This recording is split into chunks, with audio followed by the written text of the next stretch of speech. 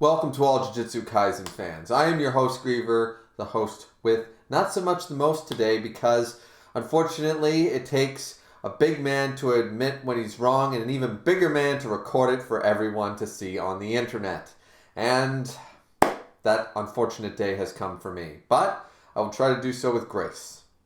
I can freely admit that Kenjaku, the well-written villain of Jujutsu Kaisen, could clearly and undisputedly defeat everyone with the exception of a full-fingered Sukuna and, I say that 3 times fast out of context, and Satoru Gojo.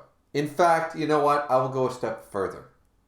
Kenjaku is likely the strongest character in the entire series. It's very easy to see why. I have been complaining. I have been bitching.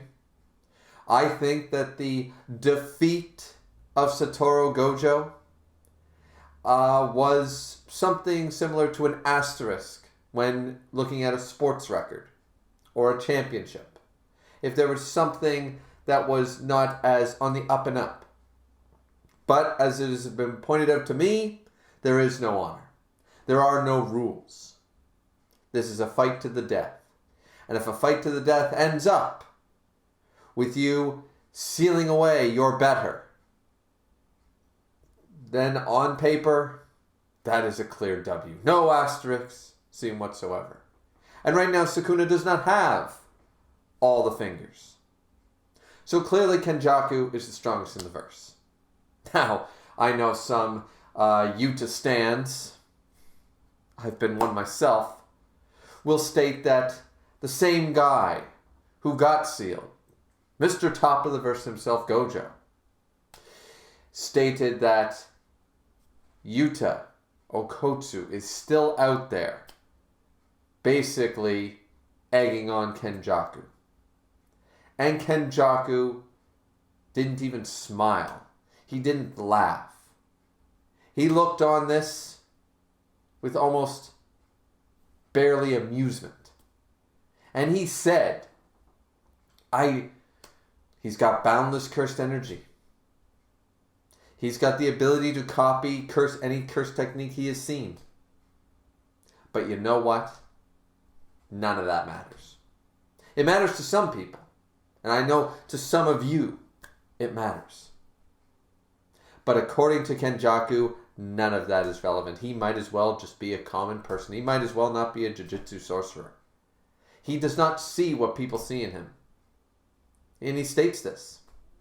He states this in the later part of the Shibuya arc. I believe it's chapter 91 or something like that. And he's right. What has Yuta truly displayed? In Volume 0, he was not able to control Rika to any regard. And once he was finally able to do it and release her full potential, he passed out from all the power. Now, he didn't even manage. He killed over 4,000 curses, including one of the 1816, something like that. One of the strongest curses in existence. He destroyed them all in one blast. However, he did not manage to kill Suguru Geto. So, if that's Rika at full power, and as many people have said, the current Rika is no real Rika. Regardless of everything that's been said to us up to chapter 179, clearly not the real Rika. Clearly a shell of her former self. And Yuta, of course, has been nerfed by even this non-Rika with a 5-minute time limit. And a domain expansion that, let's be real, I'm sure Kenjaku can defeat. There is no evidence. Idol transfiguration. Right away. Instant death for Yuta. Instant death for all. I haven't seen anybody defeat Idol transfiguration. So, how would Yuta defeat it? Out of the repertoire of skills that he has collected, how would he manage to ever overcome such a thing? Curse manipulation, another one. Something that, though it was stated in Volume 0 that curse manipulation would only work on Rika if Geto first killed Yuta, I'm sure that Kenjaku's curse manipulation has, without even being told to us in the series, I'm sure his version can take Rika without that. You know, just because. And I also believe, and I full-heartedly believe this, that there's nothing there. Curse manipulation, barrier techniques, idol transfiguration, it's all going to work. Curse manipulation would, of course, take Rika away. The Queen of Curses herself would not be able to resist at all. Regardless how far bound to Rika by literal love. Love is blind, ladies and gentlemen. Love does not count for anything in manga. I have read over 200 manga and I have never seen the power of love succeed once. Not even once. What's next? The power of friendship. Ha! Ha, I say. So, this is my apology video. Kenjaku is clearly top of the verse. Sukuna will not be revived unless Kenjaku wishes it. And Gojo lost straight up. No ands, ifs, or buts. Especially not the buts. There's no asterisk. There's no reason to believe. It's not like Kenjaku has lost to the Six Eyes dozens of times over for the past 1,000 years. There's nothing like that. So Gojo is clearly his weaker. Kenjaku is clearly the better. And we all know that body snatchers are clearly on the up and up. They're always the strongest, best written characters. And Kenjaku is clearly in that way.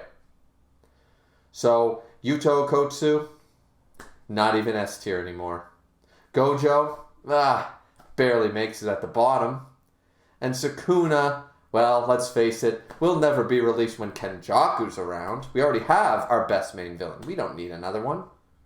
So Kenjaku is clearly top of the verse, and I apologize to everyone who I ever said was stupid, was an idiot, was doo-doo. I apologize to all of you who ever felt insulted that I would ever dare to claim that Yuta could defeat Kenjaku, or that Gojo could defeat Kenjaku.